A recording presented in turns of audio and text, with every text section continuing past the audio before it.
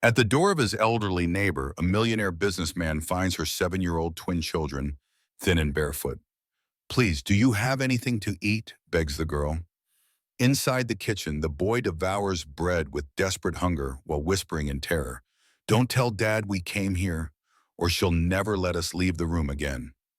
What did this father discover about his wife during his business trips that would destroy any family? Before we begin this disturbing story, comment on where you are watching from and like the video. Rafael Mendez braked his imported car in front of the gate of the mansion in Jardim Europa, Sao Paulo, as the afternoon sun cast long shadows on the asphalt. 3 weeks away from the country, closing deals in Europe and Asia, visiting solar power plants, and presenting his artificial intelligence platform for renewable energy management. Fatigue weighed heavily on his shoulders, but he smiled as he imagined hugging Lucas and Sophia, 7 years old. Twins, his children. Christina, his wife of years, had certainly prepared them for his arrival. She always knew how to make things look perfect. The electronic gate slid open, revealing the immaculate garden, the Portuguese stones gleaming, the tall windows reflecting the orange sky, everything as it should be. He parked, grabbed his briefcase, and walked to the main entrance when a movement in the neighboring house caught his attention. Two small silhouettes on the doorstep. Children. He turned his face, his heart racing before he even processed what he was seeing. Lucas and Sophia, his children, standing in front of the door of Mrs. Margarita, the retired neighbor who lived alone. The boy was holding his sister's hand. Both were barefoot, wearing loose, worn-out clothes. The elderly woman, her white hair tied in a bun, crouched down to their level, offering them something wrapped in a dish towel. Please, do you have anything to eat? Sophia's voice was a barely audible whisper, but it cut through Raphael's chest like a knife. He dropped his briefcase on the ground, the leather folder hitting the stones with a dull thud. His feet moved before his brain could command them. Lucas, Sophia. The word came out hoarse. The children turned at the same time, their eyes wide, panic and relief mixed in an expression he had never seen on their faces before. Lucas took a step back, pulling his sister with him. Daddy? Sophia whispered, and the words sounded like an apology. Donna Margarita rose slowly, her knees cracking, her face marked by an ancient sadness. Mr. Raphael, she said softly, did they come here yesterday too? And the day before yesterday? Raphael felt the world tilt. What? He approached, kneeling before the twins. Their cheeks were sunken, their skin too pale, their eyes ringed with dark shadows. Lucas's lips were chapped. Sophia was shivering even though the air was warm. My children, what is happening? He reached out his hand, but Lucas recoiled again, his expression tense, his eyes searching for something behind Raphael. Fear, he recognized the fear. She said we can't tell anyone, Lucas whispered, his voice faltering. Who? Christina. What did she say? Raphael's pulse pounded in his ears. Donna Margarita touched his shoulder, a light but firm touch. Come into my house, please. Let's talk somewhere else. She glanced at the mansion, where the curtains on the second-floor window moved, just a slight tremor in the beige fabric. Raphael followed her gaze and saw Christina standing behind the glass, her silhouette upright and motionless, watching. She didn't come down, didn't wave, just watched like a cold marble statue. Donna Margarita led the twins inside, and Raphael followed them. His stomach tightened in growing anguish. The neighbor's house smelled of cornmeal cake and chamomile tea, cozy and simple. She sat the children at the kitchen table and placed bread with butter, cheese, and orange juice in front of them. The two ate with a wild hunger, without looking up, without speaking, just swallowing as if there were no tomorrow. Raphael sat down next to them, his trembling hand touching Sophia's hair, feeling the thinness of Lucas's shoulder. How long have they been like this? He asked, his voice breaking. Donna Margarita served him coffee, her eyes brimming with tears. I'm not sure, Mr. Raphael, but they started coming here at least a week ago. Always hungry, always afraid. Lucas swallowed the last piece of bread and looked at his father, his brown eyes wet. Christina said that the food is only for her and important guests. What child eats a lot and wastes food? She locks the pantry and the refrigerator. Sophia sobbed quietly, hiding her face in her small hands. She said that if we told you, you would send us away, that we would be alone forever. Raphael closed his eyes, breathing deeply, trying not to scream, not to punch the table, not to smash everything around him as he had never seen before. Constant travel, endless meetings, blind trust. Christina was the image of perfection, a philanthropist, organizer of charity events, always smiling in the photos in society magazines. He had met her at an art auction where she was raising funds for an NGO for underprivileged children. The irony now was a stab in the heart.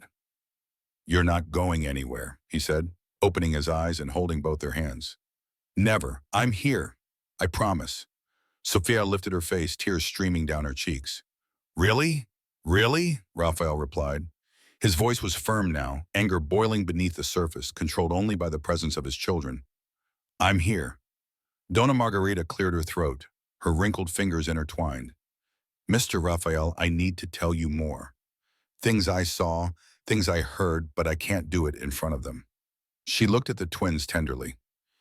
"Can you go to the living room and watch TV? There are cartoons on." Lucas and Sophia hesitated, looking at their father. "You can go," said Raphael, forcing a smile. "I'll stay here. I won't leave." They left slowly, still suspicious, but obedient. When the living room door closed, Mrs. Margarita sighed heavily and sat down facing Raphael. "Your wife hasn't been feeding these children properly for months. I see her going out with expensive shopping bags, dining out, entertaining friends for long lunches on the balcony. But the little ones, they're often locked in their room. I hear screams, not her yelling at them, but the silence after a door slams. And when she leaves, they show up here, thin, scared, asking for anything." Raphael felt Billy rising. "Why didn't you come to me before? Why didn't you call?" His voice came out harsher than he intended. "I tried," she replied, her voice calm but sad. "I called the mansion twice," she answered. "She said the children were fine, that I was meddling, that you had a private nutritionist and pediatrician.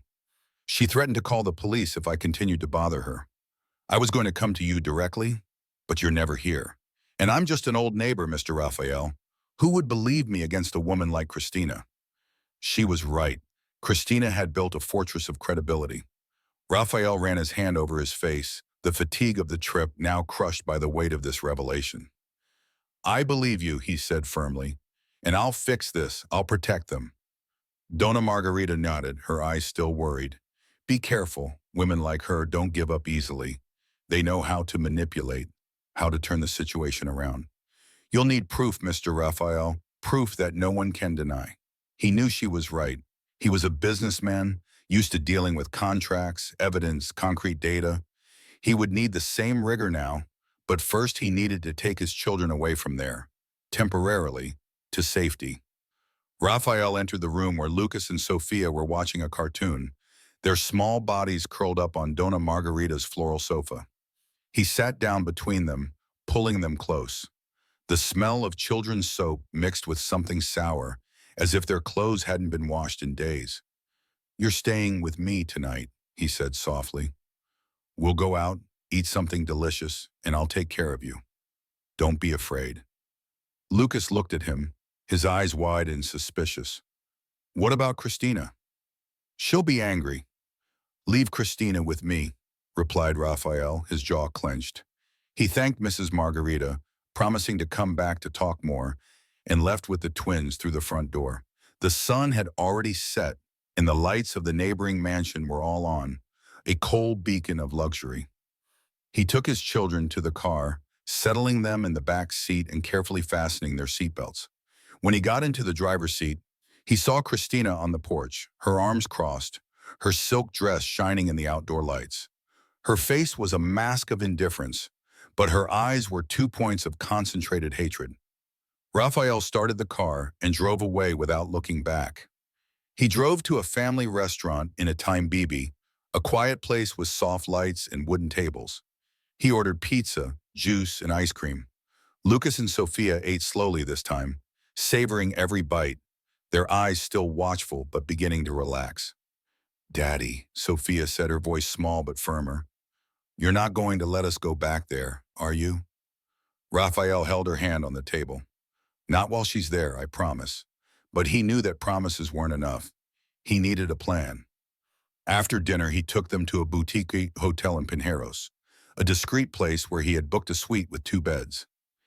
He bathed them both, noticing the protruding ribs, the marks of old bruises on Lucas's arms. His daughter had a scratch on her neck that she said was from an accident with the closet door. Lies taught by fear. He lay down with them, reading a story he bought at the front desk, and waited until they both fell asleep, exhausted but finally at peace. Then he went out to the balcony, picked up his cell phone, and made his first call. Henrique, it's me, Rafael, doctor. Henrique Almeida, family lawyer, one of the best in Sao Paulo. They had worked together years ago on corporate matters. Rafael, what a surprise. How are you? The lawyer's voice was calm, professional. No, nothing is fine. I need you. It's about my children. Rafael told him everything, every detail, his voice controlled but tense. Henrique listened in silence, interrupting only to ask specific questions. You did the right thing in taking them out of there temporarily, Henrique said at the end. But without solid evidence, Cristina can claim that you are kidnapping the children, that you are unstable. She has an impeccable public image. We need to build an irrefutable case, medical documents, witnesses, physical evidence, and we need to act fast, but strategically. What do I do first? Rafael asked, clutching his cell phone. Tomorrow morning, take them to a trusted pediatrician, ask for a complete exam with detailed reports. Then meet me at the office. We'll come up with a plan. And Rafael, don't confront Cristina directly yet. Don't give her time to prepare. Rafael hung up and stared at the illuminated city. Sao Paulo pulsed below with millions of lives, millions of stories, and he, in the midst of it all, had failed the 2 lives that mattered most. The guilt was an overwhelming weight, but he couldn't drown in it now. He needed to turn it into action. The next morning, he took Lucas and Sophia to the private clinic of Dr. Juliana Costa, a renowned pediatrician who saw patients by referral. She was a woman in her 50s, with gray hair tied back in a ponytail and attentive, kind eyes. She examined the children carefully, asking gentle questions, measuring their weight and height, and checking their reflexes. Her silence as she took notes was deafening. When she finished, she asked the children to wait in the playroom with the nurse and called Rafael into her office. Mr. Mendez, I'll be blunt. Your children are malnourished. Their weight is 15% below the ideal for their age. There are signs of vitamin deficiencies, mild anemia, and chronic stress. Lucas's bruises are old, but consistent with possible physical restraint. Sophia shows signs of severe anxiety. This didn't happen overnight. Rafael clenched his fists, his nails digging into his palms. How long, in your opinion? Dr. Juliana sighed. Months, maybe more. And from the way they interact, the way they avoid talking about home, there are clear signs of psychological abuse and neglect. She paused, choosing her words carefully. Mr. Mendez, as a pediatrician, I have a legal obligation to report this, but I understand that you are taking action. I will prepare a complete, detailed report with all the medical evidence. Use it well. Rafael thanked her, his voice breaking. The report would be the first piece of the puzzle. After the consultation, he took the twins back to the hotel and headed to Enrique's office in the heart of Paulista Avenue.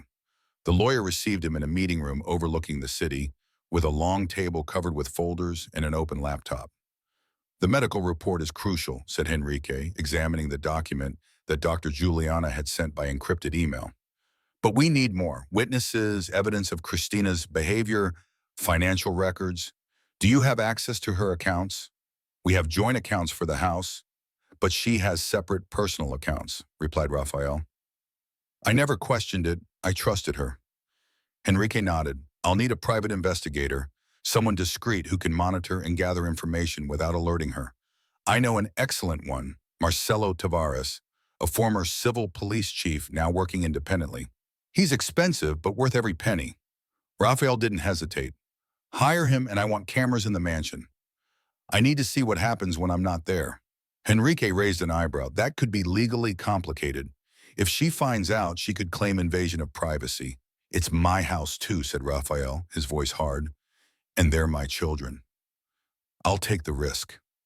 Enrique made some notes. Okay, I'll coordinate with Marcelo. In the meantime, you need to go back home and act normally. We can't give the impression that you're running away or hiding the children. Take them back, but stay vigilant and document everything, every interaction, every comment she makes. Record it, if you can, discreetly. The idea of taking Lucas and Sofia back to that house made Rafael's stomach churn, but he knew Henrique was right. He had to play the game until he had everything he needed.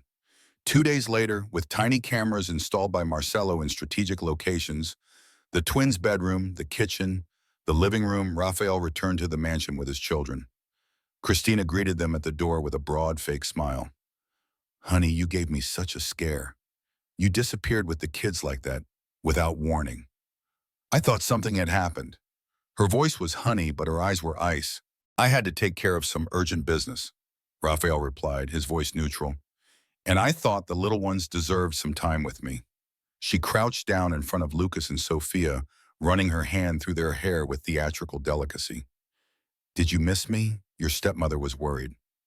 The children didn't answer, just exchanged glances. Christina stood up, the smile still plastered on her face.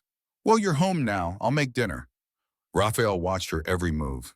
That night, after putting the twins to bed, he went to his office on the second floor and opened his laptop. Marcelo had set up remote access to the cameras. Rafael watched the recordings from the previous day when he was still with the children at the hotel. His stomach churned. Christina entered the twins' room with a tray, but instead of food, there was only a small piece of dry bread and half a glass of water. This is what badly behaved children deserve, she said, her voice low but sharp. If you tell your father about our agreement, you know what will happen, right? He'll leave, and you'll be stuck with me forever. Lucas tried to speak, but she raised her hand not to hit him, but the gesture was enough. He backed away, falling silent. Sofia cried softly, and Christina left the room, locking the door behind her. Rafael paused the video, his hands shaking.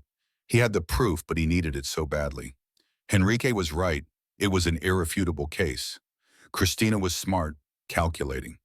He needed everything. In the following days, Rafael adjusted his routine, canceled trips, delegated meetings, worked from home whenever possible. Christina noticed the change and became tense, but kept up the facade. She went out frequently, to charity lunches, NGO meetings, get-togethers with friends. Marcelo followed her, documenting everything. The investigator discovered that bank statements showed exorbitant spending at luxury stores, expensive restaurants, and spas, while household and children's expenses had been drastically reduced. Money intended for the twins' education and health was being diverted to her personal accounts.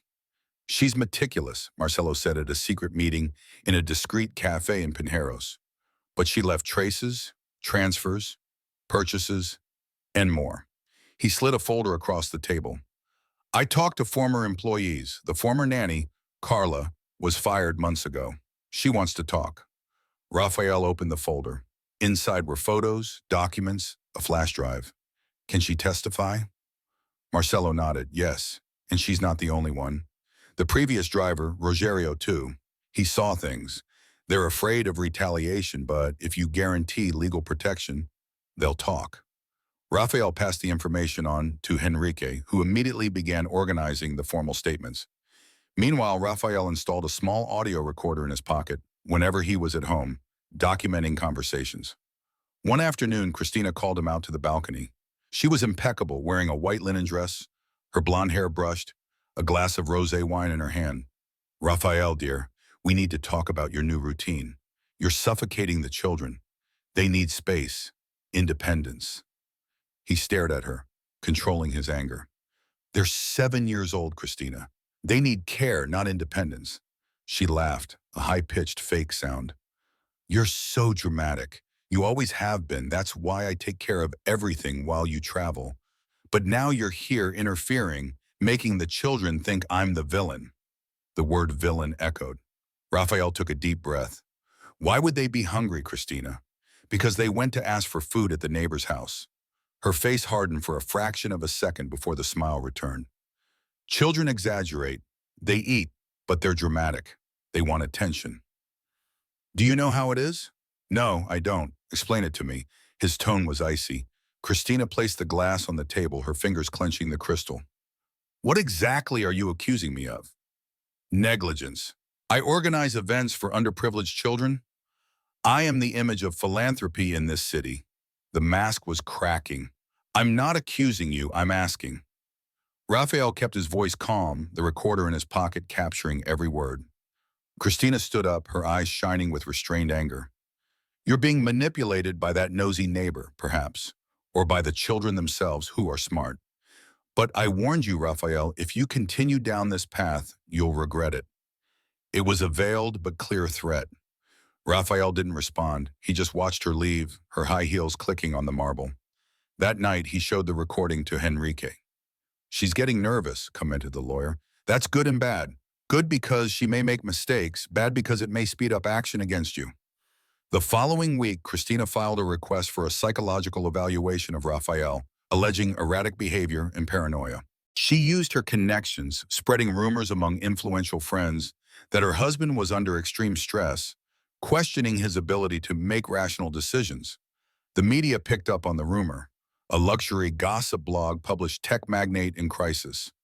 Sources close to Rafael Mendez reveal strange behavior. Rafael read the article on his cell phone, his blood boiling. Henrique called minutes later. She's playing hardball. We need to fight back. But carefully. How? Rafael asked. We'll start leaking controlled information. Not everything, just enough to plant doubts about her. I have a contact at an investigative newspaper. They're interested in stories of veiled abuse among the elite, but we need your permission. Rafael didn't hesitate. Do it. The first article came out 3 days later on a reputable news site. Behind the philanthropy, questions about the family practices of a Sao Paulo socialite. The text was careful, without naming Christina directly, but anyone in her social circle would recognize her. It mentioned anonymous complaints, medical reports of children in situations of neglect, ongoing investigations. The reaction was immediate. Raphael's phone exploded with calls from journalists, friends, and business partners. Christina called a press conference at the mansion, surrounded by her high society friends, all impeccably dressed, a scene of performative solidarity.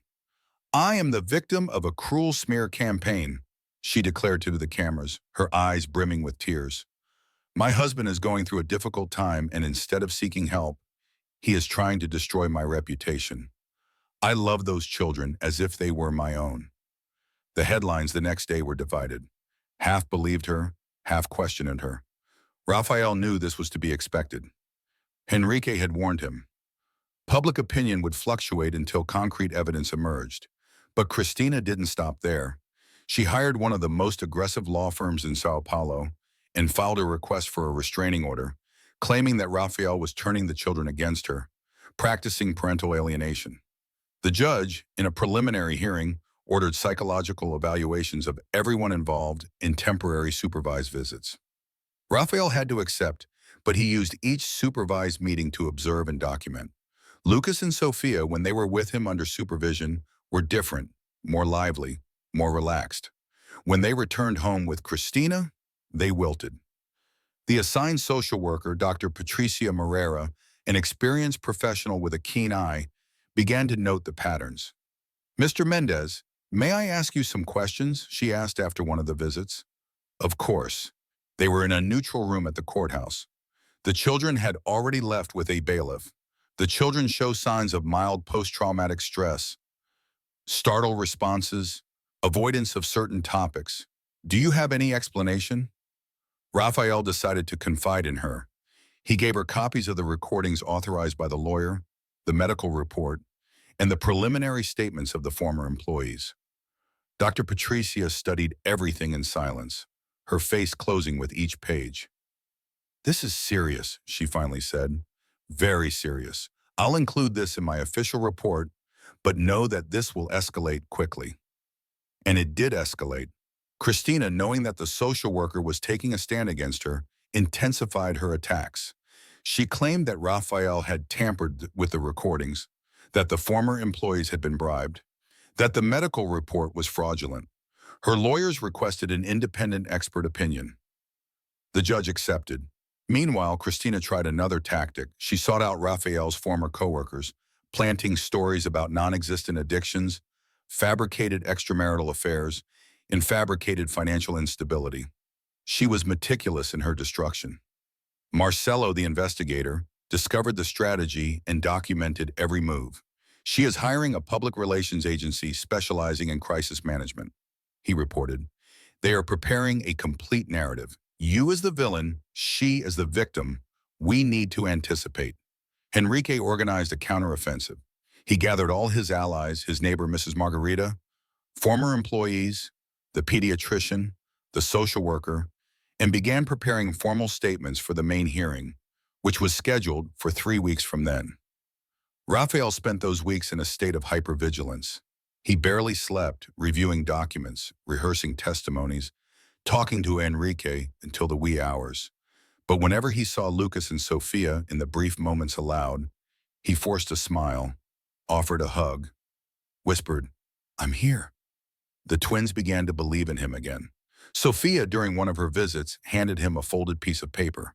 It was a drawing. She, Lucas, and their father holding hands, smiles drawn in uncertain childish strokes. Below, written in shaky handwriting, was the word family. Raphael kept the drawing like a treasure, promising himself that he would frame it when it was all over. But Christina had one last trick up her sleeve. The week before the decisive hearing, she claimed she had found evidence that Raphael had been abusive to her during their marriage. Photos of old bruises supposedly caused by him. Ambiguous texts that she said were threats. The accusation was devastating. The media exploded. The newspapers that had previously supported Christina now ran headlines screaming scandal. Millionaire accused of domestic violence. Raphael felt the ground crumble beneath him. Henrique, however, was prepared. "She made a mistake," said the lawyer, his eyes shining. "These photos are old. We were able to trace them. Some are from before you were married, and we have her medical records. No hospital visits, no formal complaints in all these years." "It's a gross fabrication," Marcello corroborated. "What's more, the photographer who took some of these images works for her PR agency. We got the metadata. The photos were edited, filtered. I'll include everything in the expert report." The reversal took Christina by surprise. When Raphael's defense presented counter-evidence exposing the hoax, her credibility plummeted. Serious media outlets began to investigate more deeply. An investigative journalist, Rodrigo Lemos, known for exposing scandals among the elite, contacted Henrique. "Can I talk to your client? I want to do a full story, but I need his side of the story." Raphael agreed. The interview was long, detailed, painful. He told everything, showing evidence, keeping the children's details protected, but exposing the manipulation, negligence, and veiled cruelty. The report came out in a special edition of a national newspaper, The Hidden Face of Philanthropy, how a socialite built a perfect image while neglecting children under her roof. The impact was seismic. Christina lost sponsorships and was removed from the board of 2 NGOs. Events canceled her appearances. The tide had turned, but she still had her lawyers. She still had resources. She still fought. The decisive hearing arrived on a cold July morning. The Sao Paulo Court of Justice, the family court, was packed. Raphael arrived early with Henrique, dressed soberly, carrying a briefcase with copies of all the evidence. Christina arrived minutes later, surrounded by her lawyers, her face a mask of composure, but her eyes betraying her panic. The judge, Beatriz Fonseca, a middle-aged woman with a reputation for being strict but fair, opened the session. The first few hours were spent hearing testimony. Dona Margarita took the stand, her voice firm despite her age, recounting what she had seen, what she had heard, how to feed hungry children. Carla, the former nanny, followed, revealing that she had been fired for questioning the way Christina treated the twins. She locked them in their room for hours, rationed their food, and said they were a burden that damaged her image. When I tried to intervene, I was threatened and fired. The driver, Rogerio, confirmed similar reports. I saw children in the back seat of the car when we went to school, thin, quiet, frightened. Once, the boy fainted from hunger in the car. Ms. Christina said he was faking it and told me not to tell Mr. Raphael. Juliana, the pediatrician, presented the medical report explaining technically the malnutrition, the deficiencies, the signs of stress. These children suffered severe and prolonged neglect, there is no doubt. Dr. Patricia, the social worker, reinforced this with her detailed report, including observations from assisted visits and analysis of the recordings. Christina's lawyers tried to discredit each witness, but the evidence was too solid, corroborated by multiple independent sources. Then came the crucial moment. Enrique asked to show the recordings from the hidden cameras. The judge hesitated, questioning the legality, but Enrique argued that the cameras were in Rafael's residence, installed to protect his children, and that the children's well-being outweighed privacy issues. She authorized it. The room went dark. The image of the twins' bedroom appeared on the screen. Christina entering, the tray with meager food, her voice low but venomous. Bad children deserve no better than that. And if you tell Daddy, he'll leave and leave you alone with me forever. The room fell completely silent. Even Christina's lawyer seemed to shrink. Other scenes were shown. Christina closing the pantry in front of the children, laughing as they cried. Christina screaming that they were parasites, that they only wanted their father's money. When the lights came on, tears were streaming down Mrs. Margarita's face. Rafael closed his eyes, breathing deeply, physical pain in his chest. The judge looked at Christina, her face expressionless. Would the defense like to comment? Christina's lawyers looked at each other, visibly shaken. One of them, the oldest, stood up. Your Honor, we request a recess to consult with our client. The judge nodded. During the break, Marcelo pulled Rafael into a corner of the hallway. There's one more thing, I just got a call. The Child Protection Agency did a surprise inspection of the mansion this morning while we were here. Christina didn't know. Rafael's eyes widened. They found the children locked in their room without food or water. The door was locked from the outside. There was a maid there, but she said she had orders not to feed them until Christina returned. They photographed everything. The children are now under temporary protection in a safe shelter. The news reached the judge before the session resumed. When everyone returned, Dr. Beatrice had a stern expression. I have just been informed of a serious situation. The children were found in inadequate conditions at the residence. I will hear from a representative of the protection agency who is present. A man in a discreet suit came up, identifying himself as the coordinator of the inspection team. He described the scene: locked door, frightened children, lack of food, clear signs of immediate neglect. He presented photos that made the entire room hold its breath. Lucas and Sophia sat on the bedroom floor, hugging each other, their eyes wide with fear. Christina turned pale. Her lawyers looked panicked. The lead defense attorney stood up, trying to argue that it was a misunderstanding, that the maid had acted on her own, but the judge raised her hand, silencing him. There is no argument that justifies what I saw here today. The evidence is overwhelming and indisputable.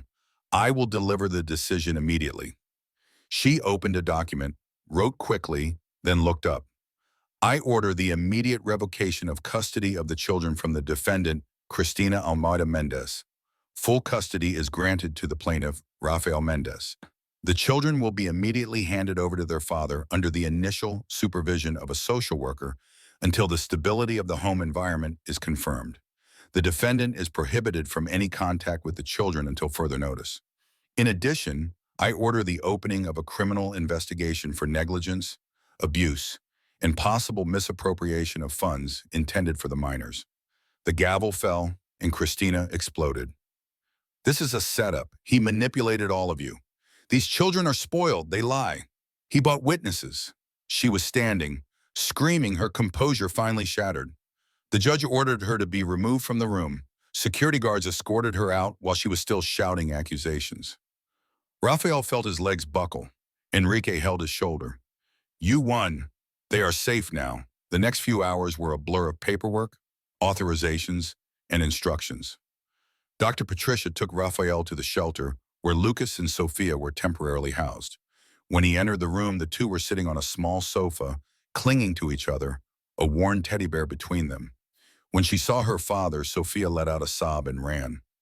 Lucas followed more slowly, still suspicious, but when Rafael knelt down and opened his arms, the boy collapsed into his embrace.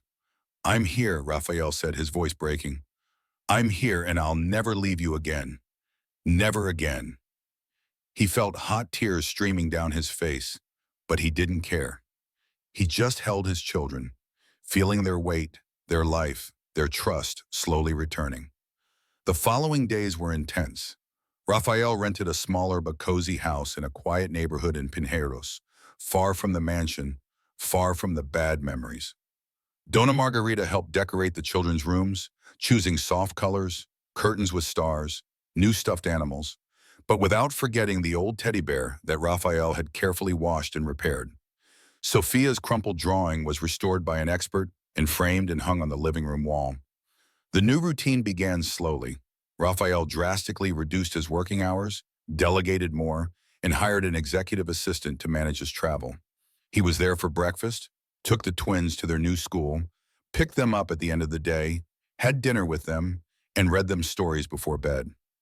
Every night, without exception, he would go into their room, tuck them in, and whisper, "I'm here." They began therapy with a child psychologist who specialized in trauma. Dr. Camilla was patient, using drawings and games to create a safe space. In the first few sessions, Lucas and Sophia barely spoke. Gradually, the words came, the tears, the questions. "Why did she do that to us, Dad?" Lucas asked one night as they ate pasta with homemade sauce that Raphael had learned to make. Raphael paused, choosing his words carefully. "Some people hurt others because they are hurt inside. It's not an excuse, it's not right, but it's the truth. What matters now is that you are safe, and I will do everything I can to keep you that way." Sophia looked at him, her eyes still haunted, but with a new sparkle. "Do you promise?" "I promise," said Raphael, holding her little hand. "I'm here." The media continued to cover the case. Christina was formally indicted and faced criminal and civil proceedings. Her carefully constructed public image completely collapsed.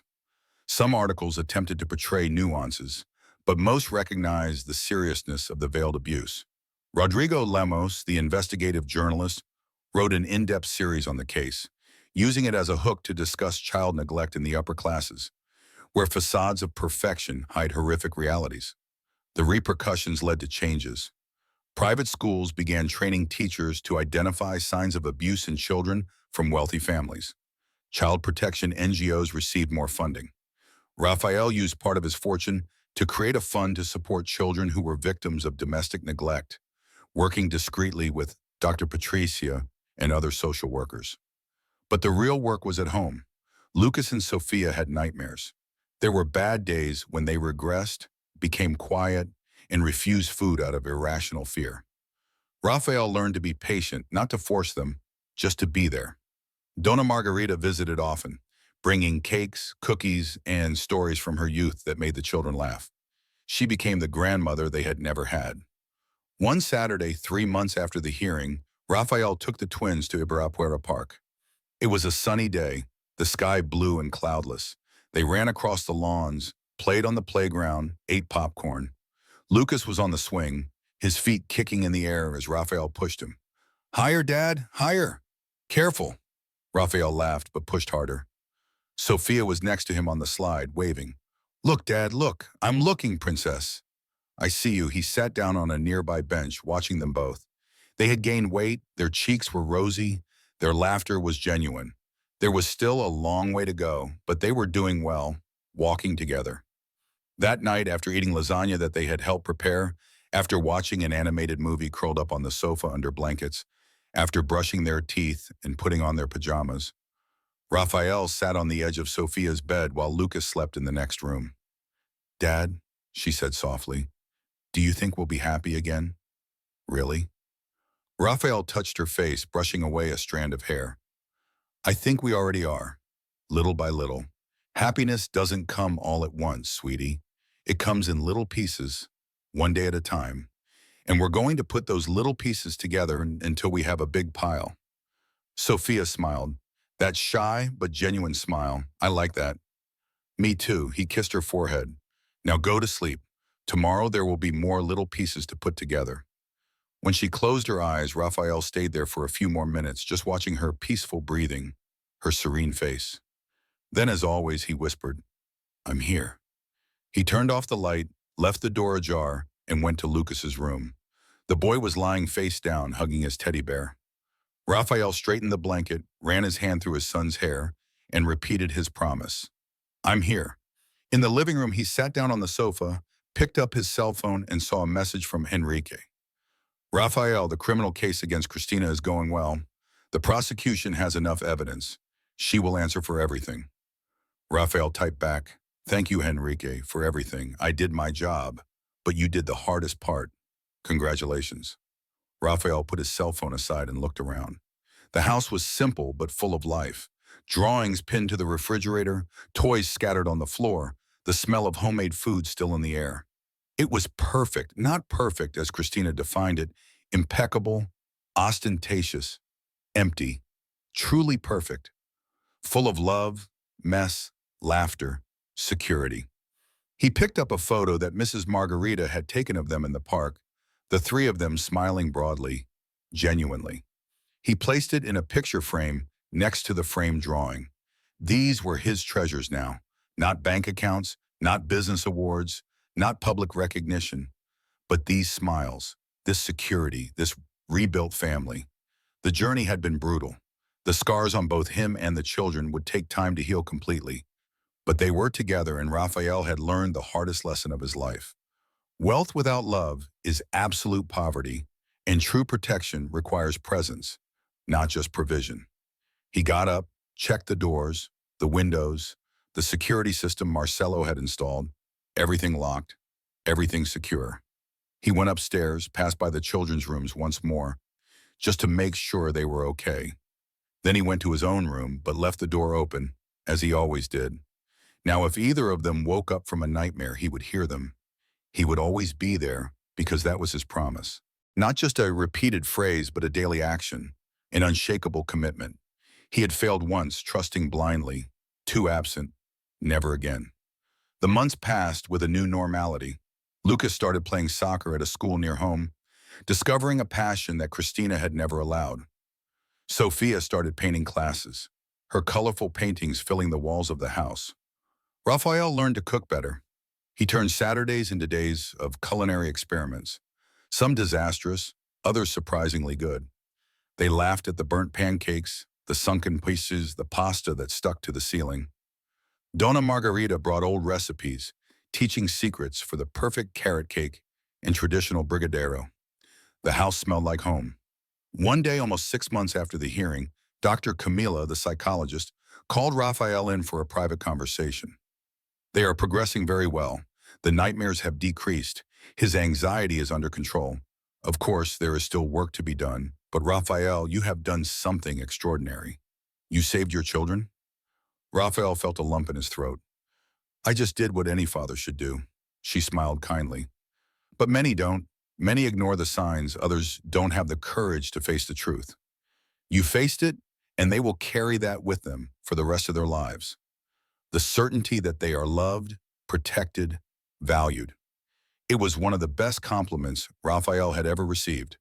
Better than any business award, any magazine cover, however, because it came from the heart. It validated what really mattered. Raphael's professional life also found a new balance. He continued to lead his company, but delegated more. He trusted his executive team. He worked remotely when possible. He discovered that he could be successful in business without sacrificing fatherhood. His partners understood, some even admired him for it, and began to reevaluate their own priorities. The press still occasionally mentioned the case, but now as an example of justice served, of a system that works, of a father who fought and won. Christina became persona non grata among Sao Paulo's elite. Her criminal trial resulted in a conviction for abuse and embezzlement. She would serve her sentence in a semi-open prison, lost access to any joint assets, and would have to pay reparations. Raphael felt no joy at her punishment, only relief. The threat was neutralized. His children were safe.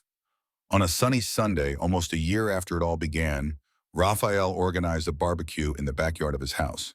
He invited Donna Margarita, Enrique and his family, Marcelo and his wife, Dr. Patricia, Dr. Juliana, even Carla and Rogerio, the former employees who had the courage to testify. The house was filled with voices, laughter, and children running around. Lucas and Sophia played with Enrique's children, carefree, free. Rafael was at the grill, Marcelo at his side, offering unsolicited advice on how to cook the meat. When Mrs. Margarita approached, a glass of juice in her hand. "You've built something beautiful here, Rafael," she said, looking around with shining eyes. "Thank you so much, Dona Margarita. Without you, none of this would have happened. You saved my children." She shook her head. "I just did what any decent person would do. You're the one who fought, who didn't give up. Many would have chosen the easy way out. Silence, denial. You chose the truth, however painful it was." Raphael hugged the woman, feeling the emotion tighten. "You are part of this family now, forever." She returned the hug, her eyes teary. It would be an honor. The rest of the afternoon passed in harmony. Plenty of food, light conversation, shared stories. When the sun began to set, painting the sky orange and pink, everyone gathered on the porch. Enrique raised his glass, a toast to rebuilt families, the courage to do the right thing, and children who deserve love and security.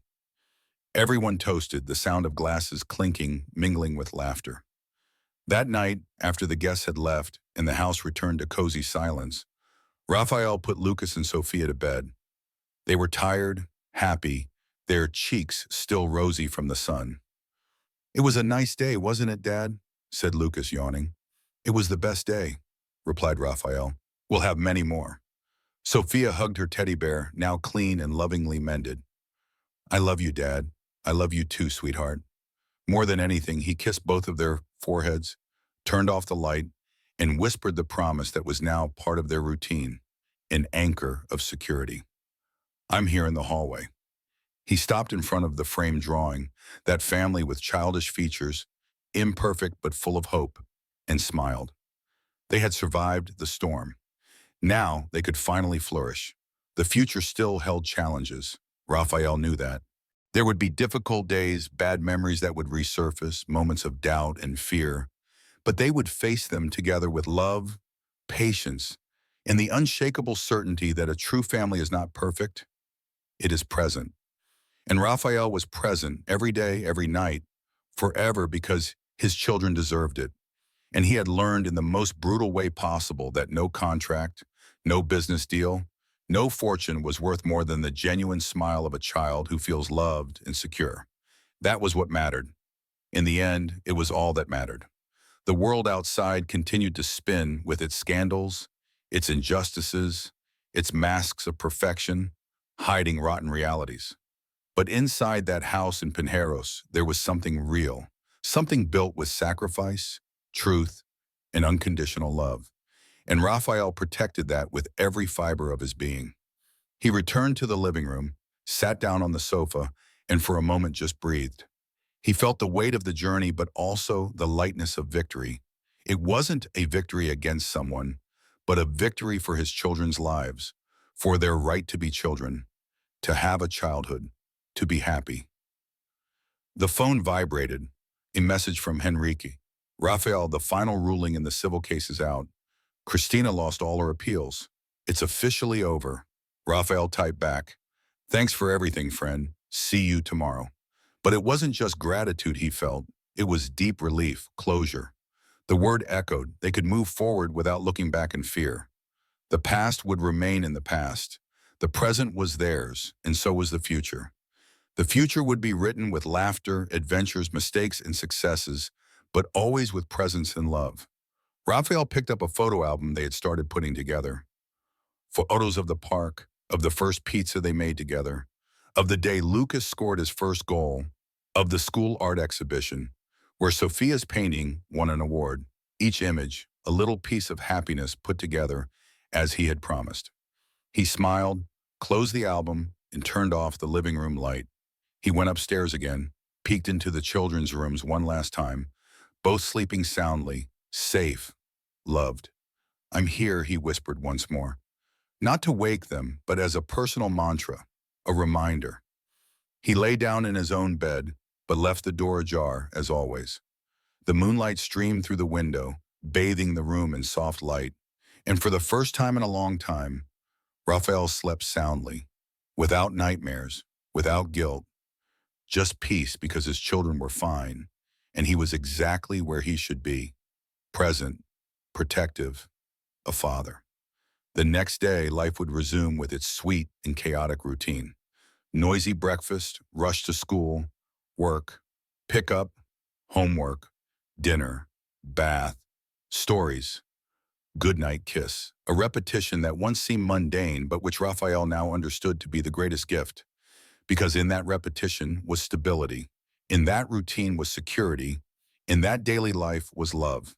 And in the end, when everything was over, when the years had transformed those frightened children into confident adults, they would carry with them the certainty that in their darkest hour, someone had fought for them.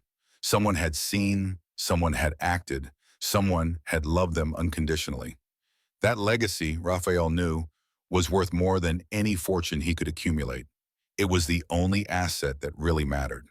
And while the city of Sao Paulo slept outside, with its millions of intertwined lives, inside that house in Pinheiros, a small family healed its wounds, built memories, and proved that true love, courage, and justice could still prevail, even when all seemed lost, even when the enemy was inside the house, even when the truth was too painful to face.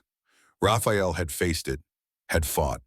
He had won, and now he could finally just live with his children, his family, his home, present, always present, because that was the only wealth that really mattered, and he would never take it for granted again. The story of Raphael, Lucas, and Sophia did not end that night, but began again. It began again with hope, with love, with the unbreakable promise of protection. And while the world outside continued with its injustices and masks, inside that house something genuine was being cultivated. Not perfection, but truth. Not the absence of pain, but the presence of healing. Not forgetting the past, but building a better future. And that was everything to Raphael. It was more than everything. It was life. Real, imperfect, beautiful life, and he would never waste it again.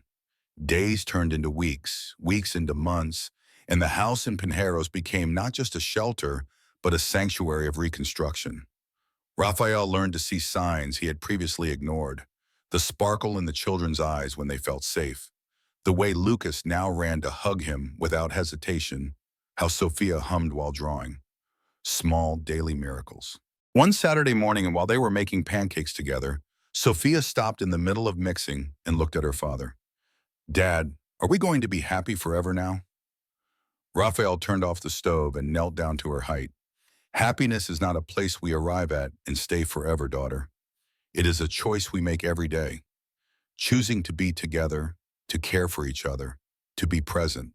And yes, as long as we make those choices, we will be happy."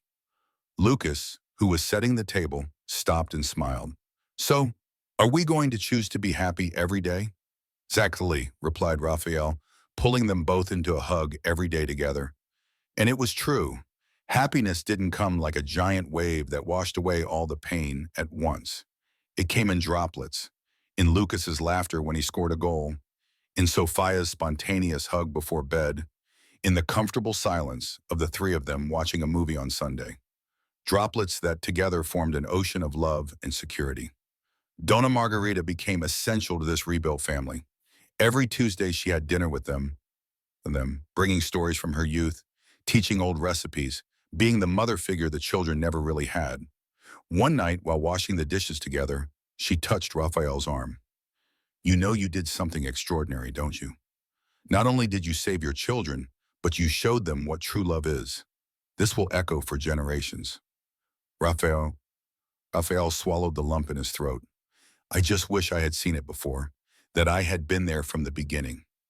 "The past cannot be changed," she said wisely, "but the future is a blank page and you are writing a beautiful story." They were simple words, but they carried a weight of truth that Raphael would carry with him. He couldn't undo his mistakes, but he could make sure they weren't repeated.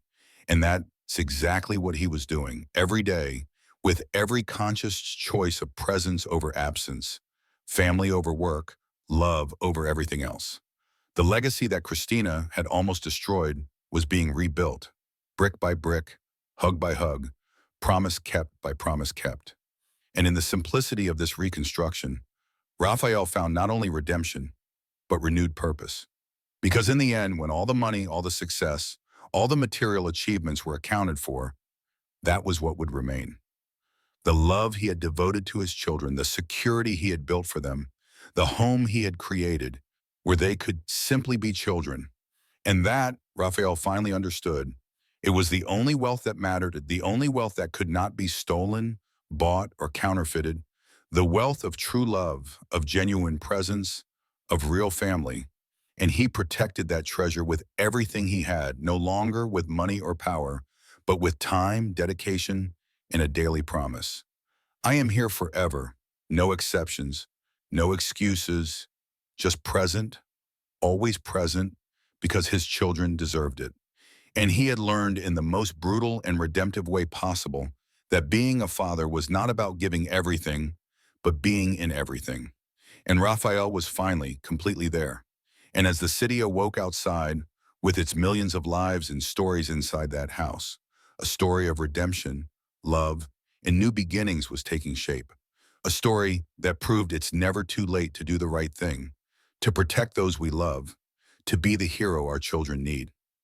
Raphael was that hero now, not because he had wealth or power, but because he had chosen to be present when it mattered most.